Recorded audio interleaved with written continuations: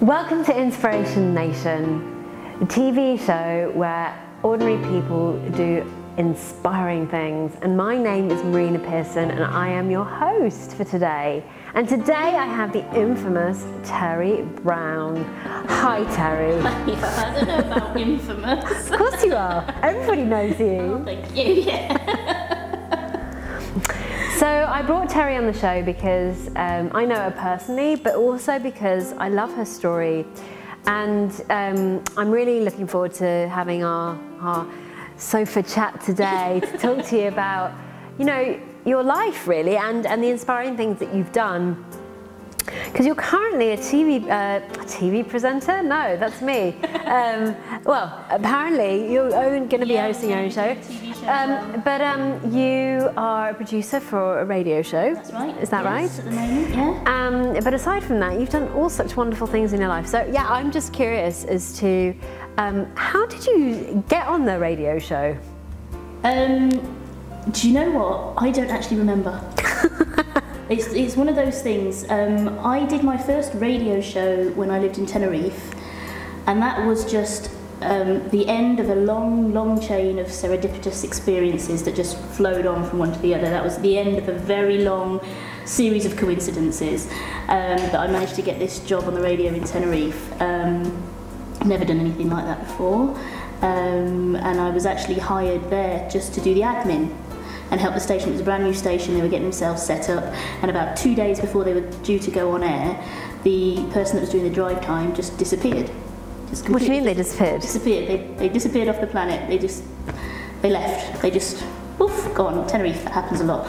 And we had no one for drive time. So the station manager, Glenn, said, do you want to do it? And I was like, well, I'll give it a go. And then I had the drive time show, and that's where I started with radio. When I moved here, I didn't really know what I was going to be doing. I have my own business, Admin Angels, which is to do with administration and things like that, working from home. But working from home is not really something that you can do, or that I can do long term, because it's very claustrophobic. So I'd spoken to a few people, and I really cannot remember how I got into a conversation with Adam. I have no idea. And Adam was obviously the station owner, and he messaged me to say that he wanted someone to produce this show, and I was like, okay, well, I'll give that a go, I'll try it. But he had lots of other things going on as well. There's a magazine, and I've done a lot in publishing as well, and there was a few other bits and pieces to do with video production, which I also used to have my own video production company. So there was lots of other things involved. So I was like, I'm producing a show, I'll pop in for a couple of hours and help out with the show, but I'll be doing all this other stuff. And it didn't turn out that way at all. It turned out that the show that I was producing with Shorty B, we get on very well. We have personalities that match very well, and the show really took off. So it's sort of me and him jabbering away and playing some music every now and again.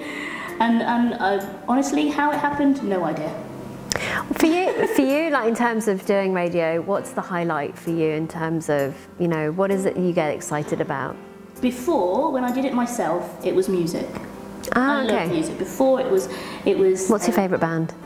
Oh, I've got so many. It depends on the mood I'm in. All right. I mean, I like rock music, so a lot of my favourite, the more rocky aspects of songs, and I like songs that tell stories. I like songs that have some sort of emotion behind them. They have some sort of, you know, they're not just songs that are made by musicians, you know, people that have stories to tell, that can play instruments, songs that have got some sort of soul to them. They're the ones that I like, and lots of different genres do that.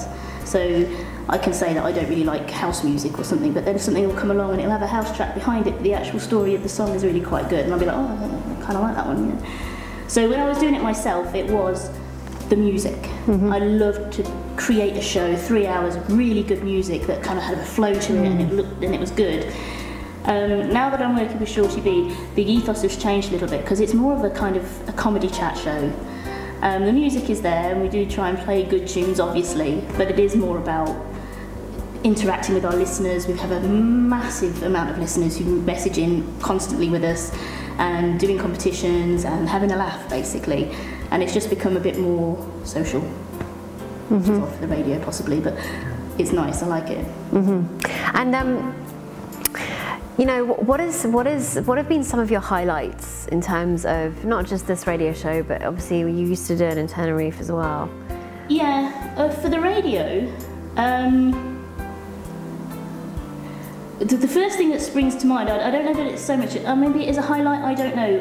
In Tenerife, the listeners were a lot older. We had a lot of an older audience, and a lot of the other presenters were older. There were presenters that had been on the island for a long time, they had their own following, and it was a lot older, and I was the new person sort of coming in onto that scene.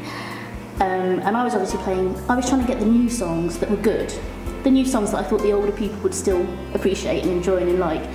And I remember there was an Avril Lavigne song called I'm With You, and it had just been released, and I was the first one to play it on the island, and I played it. And this old dear who used to message in all the time, she must have been in her late 80s or something, she messaged in just in love with this song. And I was just, this idea of this 80-year-old lady bopping around her room to Avril Lavigne just tickled me. So yeah, it just seems like it's the people, really. It's the people that make the show all the time. It's always the people. No, I hear you. It's interesting actually, because radio's never really been a big thing for me, but I'm really getting to appreciate the local radio that there is here, or you know, if I've been somewhere else that's smaller, not only because you know the people per se, but also because it's actually it brings joy. I think it brings a lot of joy to people's lives, and it's actually quite entertaining. So. Yeah. I think it should be. Yeah. It's not just about the music at the end of the day. No. It's about, you get a little community of listeners, a little family of... Yeah, because I think, you know, looking back, sort of thinking about British radio, supposed to be the best in the world, it's actually not all that great. No. It's not entertaining. Rules and regulations right. British radio. They've got, I mean, another lady that works on the station with us, she used to work in the UK on the radio, and she's constantly going, are you allowed to do that? Can you do that? Because you're only allowed to do chat for so long, and you've got to play such and such a song. Oh, I didn't know that, right? You're allowed to do that, and you can't say this, and there's a lot of very stringent rules for radio in UK, and obviously you don't have them quite so much over here. So you've got. But that takes away the whole spontaneity of it, right? So the whole creativity, the whole creative process, the whole in the moment, the whole in the. It's all just the edges are all shaved off of everything, so you don't get as much spontaneity to it. So I guess that's part of what you enjoy, isn't it? Is the spontaneity of it, and the banter and the creativity that comes out as a result of having that freedom. Yeah, most definitely. What do your children think? Because she's got two children. I have a 7-year-old boy, and my daughter's just turned 6. Excuse me. My daughter just turned 6. I don't know, it's hard, you know, because I've always tried to make everything normal. You know, what does that mean? It's just normal. Right. If you want to go fly a plane, that's normal, just go do it. If you want to, you know, be a receptionist, that's normal, go do it. If you want to, you know, be an astronaut, yeah, go, it's normal. So I don't try and make it to be anything special. Whatever they want to do, just go do it. Yeah. Unless they want to go like on a mass murdering spree, that's frowned upon, really. But I hope so. You're not my daughter. I'm going to shut my door tonight, I think. Yeah. So, but for them, they don't think anything of it. They just think, oh, Mum's on the radio. That's that, really. Yeah. I mean, they don't often hear me because I'm on when they're at school. So it's only when they're on the holidays, and they always do have the radio on, listening to me. But I think after a while, it becomes normal. Yeah. Yeah. The first week or so I was on there, they were like, "Oh, Mum's on the radio," and I was like, "Oh, can we go play that?" Mum's on the radio. Turn that off. I remember watching an interview, I think it was with Gwyneth Paltrow or someone like that, and she was on an interview, and the interviewer was asking her what her children think about her being who she is, and she was like, oh, they're embarrassed about me. When we go out, I have to walk 3 paces ahead, they won't walk with me. And I was thinking, wow, can you imagine being embarrassed because your mum's Gwyneth Paltrow? Yeah, that's weird. Yeah, no, But I think, yeah, when you're in that kind of whatever you live in becomes the norm, doesn't it? It's just... I guess so, and you know, parents are parents to them, isn't it? So you'd want your parents to like walk at like... What are we seeing with you? Yeah, no, exactly, especially at that age, right? No, it makes sense. They're just parents to you after all. That's it. Yeah. So tell us a little bit about your stint in Tenerife, because I know that, well, I guess the question that arises from that is, what's one of the craziest things that you've done? The craziest thing that I've done was leaving when I left to go to Mallorca.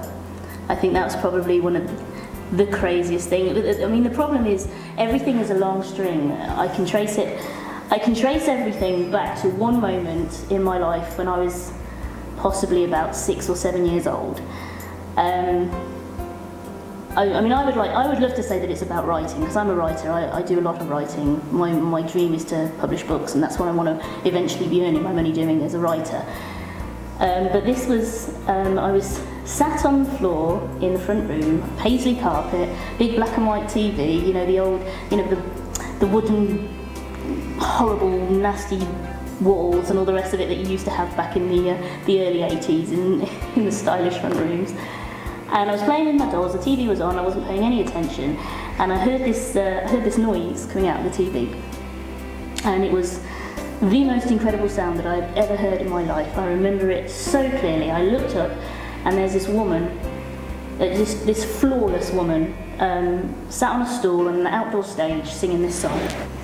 And I thought, gosh, she's got to be an angel. That's not something that a person can make. And I watched, I couldn't tell you now what song it was that was singing. I wasn't paying attention to what the song was. It was just the sound that was coming out of it. And I remember thinking right then, if I could open my mouth and make that sound, I would never stop singing. That would be all I would ever do. If I could make that sound, you'd never shut me up. That was Whitney Houston. It's one of the first times I saw Whitney Houston. And from that point on, everything has always had something to do with that moment. Every choice that I've made has always had something to do with that moment. So give us an example. Well, okay. I mean, I wasn't really in an environment that encouraged. To do something like singing, you do need quite a lot of encouragement. It's not something that you just open your mouth and can do. And I wasn't in an environment where that was encouraged. You know, whenever you try and sing, if someone's always telling you to shut up, you pretty much you stop, you shut up. And it got so music became an inward thing for me. So I would have my record player in my room, and I would listen to music all the time. And it got so it wasn't I was listening to it, I could see it. It would come out and it would be in my room. It wouldn't just be a noise. It would be a tangible thing, and I could pick pieces out of it, and I could separate people, and I could, if I was listening to a choir, I could pick individual singers out of the mass. I could do it with instruments. I could see it. Well, no, there's no other way of explaining it. It was something that I could see. But I never sang out loud. It was never anything that I did out loud. It was always internal. It was always, if I closed my eyes, I would lose myself in music for hours. I'd close my eyes and it'd be 3 hours later. So all my choices, being on the radio, everything else, it was all to do with that, and all to do with music, and all to do with wanting to be that. I mean, the thing that I wanted, I loved musicals, obviously. But I was very shy. I was a very shy child. I was blending into the wallpaper. I was never going to be the person that joined the school play. I was never going to go, and I never did. I never went to any auditions. I used to do ballet, and I used to quit before the exams, and then join again afterwards. So I never had to be in front of anyone. Wow. Doing the things. I never ever did anything that put me in front of people ever. Make it up Apart from now. So that was it's strange when you want something a lot and you never think it's something that you're going to have. It's a very odd thing to grow up in. You end up convincing yourself it's something you don't really want. I can totally relate to that, and maybe the viewers can relate to it too. You know, for me it was acting. I love to act. I used to act a lot as a child, and it was encouraged. My father was a great actor, but he was never encouraged to do it. So, and then as time went by, that kind of dream just fell away, and I didn't want to, you know, put myself in that position. But what's interesting, as you said, is as time goes by, somehow it can't stop. You can't stop it from happening. No. So when I started to do my speaking career and I started to work as a coach and so forth, what would happen is I was like, hang on a second, I am kind of acting. I'm in front of a group of people, I'm speaking to them, I'm sharing a message. But it comes back in a way that you wouldn't have expected. And here we are. Here I am interviewing, you know, behind some TV cameras. So I totally resonate and totally hear that, and I'm sure there's a lot of people that are watching this that probably do too. I mean, at the end of the day, I do firmly believe the universe has a plan. And you can try and escape that plan all you want, but the universe is like, no. I know, right? Are you ready? Are you ready? Are you ready? No, you're not ready yet. You're not ready yet. This time. No, this time, slap, slap, slap. No, and it's true, because pretty much from the point in my life that I remember very clearly thinking, right, I have to change something now, and I have to change something about myself to get to the things that I want to get to. Otherwise, there's just no point. The thing that, later on in life, I realised the thing that I wanted was a life less ordinary. And that is the things that everybody else seemed to want, like marriage and children, and you know, a 9 to 5 and all that lot. I didn't want, I never wanted, ever. And it was not something that people were like, oh, I want a boyfriend. And I'm like, really, why? And it was that, I think, that was the driving force. Yeah, I did my business administration, I've been PA to the Director of Operations and Systems at Barclays Bank, whoopie-doo, I was earning lots of money, awed me to tears. I lasted 6 months and I was like, someone save me. I could do that job standing on my head, easy. Wasn't interested. And I hated telling people that that's what I did. What do you do? I'm a secretary. Nothing wrong with being a secretary at all. I hated that that's what I was doing. And the idea of going to work just to pay off a mortgage, just, I don't know, it was just not anything that sat well with me. There was always that little voice going, no, that's not for you. And when I went to my careers advice teacher when I was in school, and I said, they were like, what do you want to be? And I said, I wanted to be a fashion photographer or a writer. And he got this look on his face, and I was like, or a vet? Let me give you a whole selection of things that I think you should be. A vet, a doctor, maybe a lawyer. Well, no, he looked at me and he said, I think you need to aim a bit lower. Which for me was just like, all right then, show you. Wow. So I'm curious, you said something that really struck me, which was about, you know, in order for you to get what you wanted, you needed to change. Tell me a little bit more about that. That really kind of jumped out at me. That was a weird time in my life. I was about 17. Actually, not a lot of people. I haven't told many people about this at all. So here we go. Tell the whole world. Now's your chance. I mean, I'm an only child. We moved around a lot when I was growing up. My mother was an alcoholic. My dad worked a lot. Books basically brought me up. I was reading all the. By 7, I'd read Jane Eyre and, you know, War and Peace. Wow. Books brought me up. That's what. Yes. So was that still part of the retreat, that you would basically go into your room and you would retreat in there? Exactly. Yeah, and you just read and lose yourself in a book. So by the time I was 17, I'd become a very good people watcher. And nothing surprised me anymore. I was bored. You know, there was no situations that I didn't know what the outcome was going to be. There was no conversations that I didn't know what someone was going to say. There was no. It just seemed like everyone.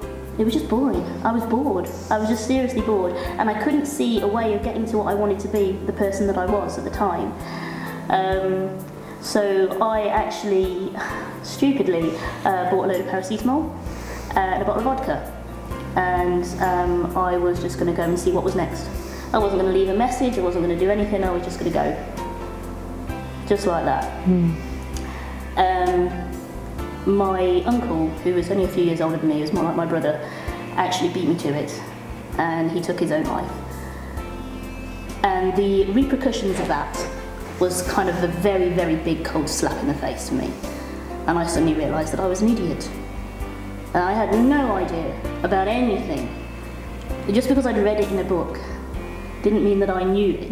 It wasn't, you know, it was a second-hand experience. It wasn't something that I'd done. It wasn't an experience I'd had. It's something that I'd read. And it was fiction. It wasn't even a real thing. And that's sort of the kick up the bottom that I needed to start making some changes. I had a few friends at the time that were what I call giver-uppers, and they were ones that just didn't. If they didn't think they were going to do it, they didn't, and they were bringing me down quite a bit. So I moved away from that and jumped in a camper van and travelled around Europe for 6 months. Wow, I love that, because there's a sense of actually, you know, just in that moment there was a kind of a wake-up call for you, it would seem. Yeah. And then instead of seeing, you know, your uncle's situation as a way of taking your own life, you were like, actually, no, this is an opportunity for me to really live it. Yeah, it was. I mean, it's not easy. It's not easy to go, that's not the person I want to be anymore, I need to change that. It's not an easy thing, and it's little bits by little bits by little bits. There are still times where I'd much rather just stay at home and never leave the house. And just be with my music and my books and close the doors and just stay there for a week. Happy as Larry, wouldn't mind that at all. But then there's other days where I'm like, no, I don't want to be in the house, I want to go out, I want to talk to people, I want to do stuff, I want to do something new, come on, let's go on an adventure. I've got very itchy fish. I have very much a gypsy soul. I've travelled a lot, and I love to travel. I actually enjoy the travelling more than the arrival in a lot of cases. So the travelling aspect of the things that I did was very eye-opening. It's very. Did you go on your own? When I went around Europe, I went with my boyfriend at the time. When we split up, I got a job. I was working in publishing. I got a job working on a magazine called the MP3X magazine, which was an internet music magazine way back when there was only MP3s, and it was a brand new thing and people didn't really know what it was. And it was all about internet music, and I got to do some amazing things. I got to speak to the Offspring on the telephone. I got to travel all over the place. I got to speak to record companies and get all this free stuff, merchandise and tickets for concerts, and it was absolutely phenomenal job. And my friend who I worked with, Zell, and I had to go down to London to interview the Backstreet Boys.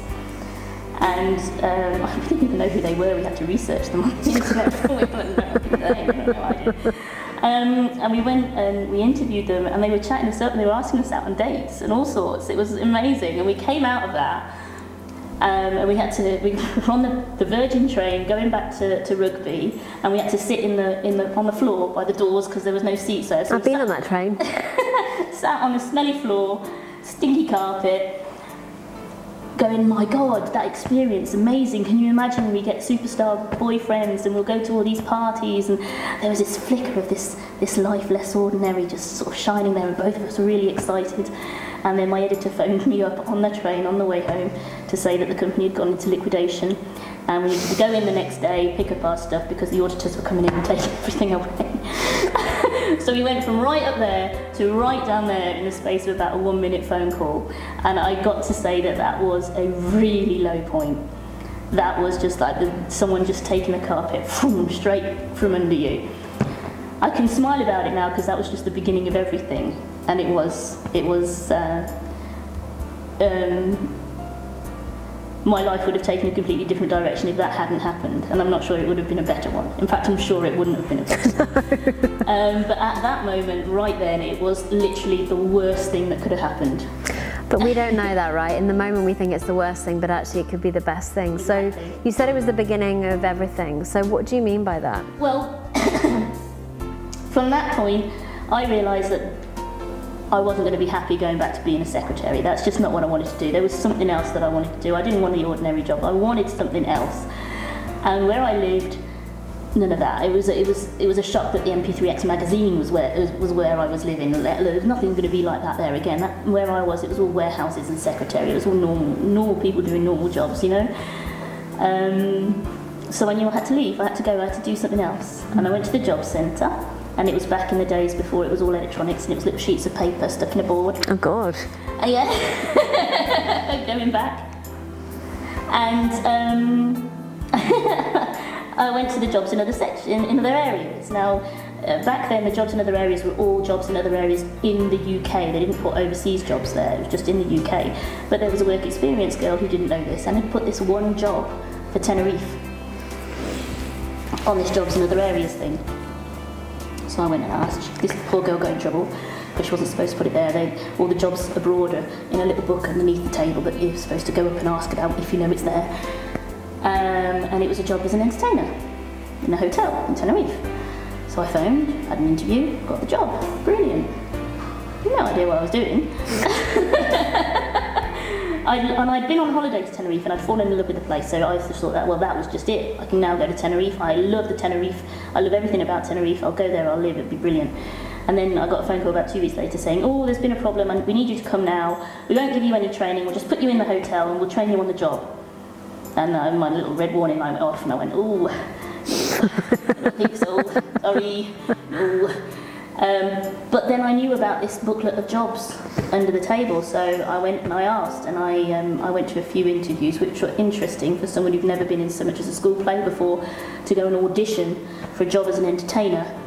That was eye-opening. That was the most stress I think I'd ever put myself in my life. And I got this job in Mallorca, and I didn't think about it. I got the job and I was like, great, I'm going. And that few months, or well, it can't have been that long. It feels like it was the whole summer, but it must have only been about 4 weeks. I was in a shared house with some friends, and none of us had jobs for that whole month. It was just, we'd go to our local rock club, we'd come home, we'd live off toast, we'd watch silly movies, and it was just. It sounds really dull saying about it, but it was a really, really great 4 weeks with all my friends. And I didn't think about what I needed to do. You know, they were helping me pack, and they were, you know, doing this, that, and the other, and I was getting rid of the stuff I didn't want to take with me, and, you know, allocating who's going to get what CDs and la la la. But it was just little bits. I need to do this, and I need to do that, and I wasn't thinking about anything else, just that one little step. That one little step next, that one little next step. And we went to the airport, and it was just that one little next step, we need to get through passport control. That one little next step, got to get on the aeroplane. That one little next step, got to find my seat. That was all it was. And it wasn't until the engine started and the plane started taxiing off the runway that it all just went, ah! What am I doing? I'm going to a place I've never been before, to do something I've never done before. With people I've never met before, for over half a year. Am I insane? I think if I was the person that I am now, I probably would have got up and go, stop the plane, let me off. But I wasn't. I stayed on the plane. The whole trip there, in my head, all it was ah! But you did it anyway, regardless. I did it anyway, and I got there and had the best time of my life. And it changed everything. Well, you know, it goes to show that even though we can have really crazy moments in our heads, that if we do things regardless, and it's actually coming from a place of like, yeah, inspiration really, because to me it sounds like it was an inspired moment for you where you were like, yep, I'm going to go to Tenerife. That regardless of what goes on inside of us, that we can actually do that and get on with it regardless of how we feel. So just quickly to end up, I just have one last question, which is, if you were to go back to that younger self of yours, what would you share now that you didn't know back then? I wouldn't share anything. No?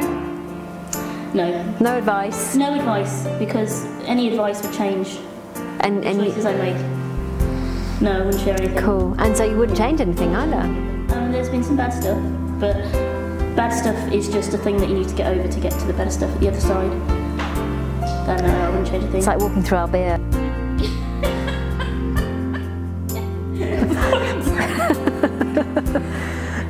It's a really ugly town, but when you get to the seaside, it's actually quite nice. You have to walk through the horrible bits. Yeah. That's it. Yeah, and so one last thing is, who's the most inspiring person for you in your life right now? Right now, there's not one person. Different people inspire me for different reasons. I have a lot of very amazing people. Name one. My best friend, Marina. She is. She's quite a character. She's quite a character. She's been through a lot, and she has just this way of communicating with the world that is something that I've never seen with anybody else. Cool. Well, thank you, Terri, and thank you everybody that's decided to come on the show today. More of the show next week. Thank you.